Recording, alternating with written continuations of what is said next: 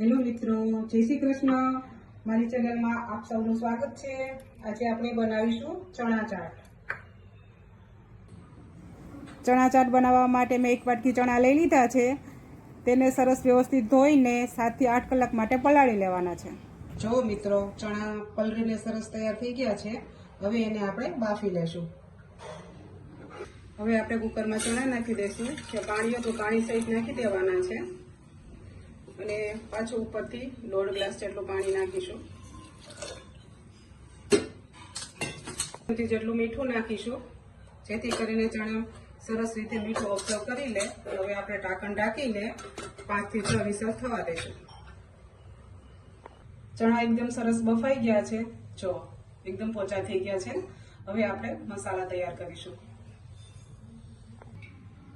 1 ચમચી કાશ્મીર મરચું લીધું છે, 1 ચમચી સંચળ લીધું છે, 1 ચમચી ધનિયા પાવડર લીધો છે, 1 ચમચી ચાટ મસાલો લીધો છે, 1 ચમચી આમચૂરનો પાવડર લીધો છે. હવે આપણે આમાં થોડું પાણી એડ કરીશું. આમાં આપણે હવે પાણી એડ કરીશું. જે આપણે ચણાનું બાફેલું પાણી હતું ને એ જ લઈ લેવાનું છે અને મિક્સ કરીશું. 2 ચમચી તેલ નાખીશું. 2 ચમચી જેટલું જ નાખવાનું છે, વધારે નથી નાખવાનું.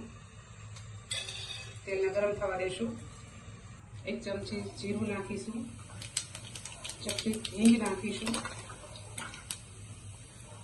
અડધી ચમચી જેટલું નાખીશું. બરાબર હલાવવાનું છે.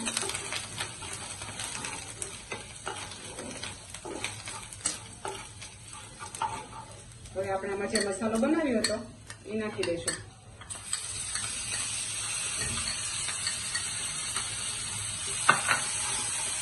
થોડું પાણી એડ કરીશું.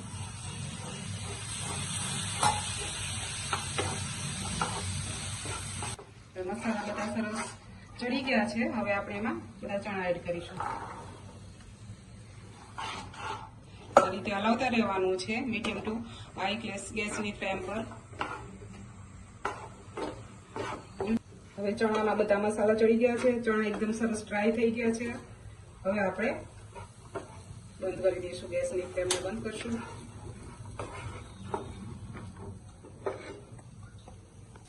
ચણાને એક બાઉલમાં આપણે કાઢી લઈશું.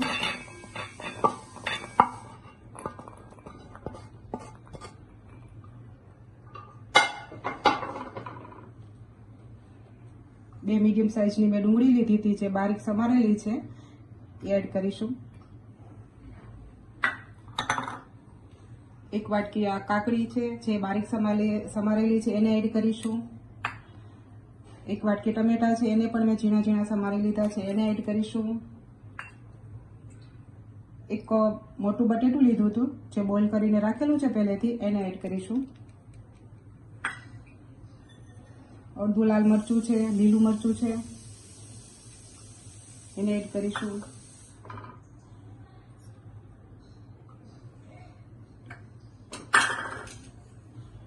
ઉપરથી થોડો ચાટ મસાલો ભભરાવીશું. કોથમીર ભભરાવીશું.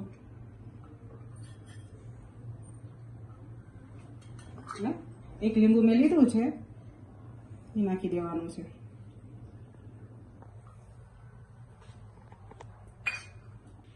આ રીતે બધું સરસ મજાનું મિક્સ કરી લેવાનું છે. એકદમ સરસ મિક્સ થઈ ગયું છે. હવે આ ચાટ ખાવા માટે રેડી છે. મિત્રો, જો તમને મારો વિડીયો પસંદ આવ્યો હોય તો લાઈક, શેર અને સબસ્ક્રાઈબ જરૂરથી કરજો.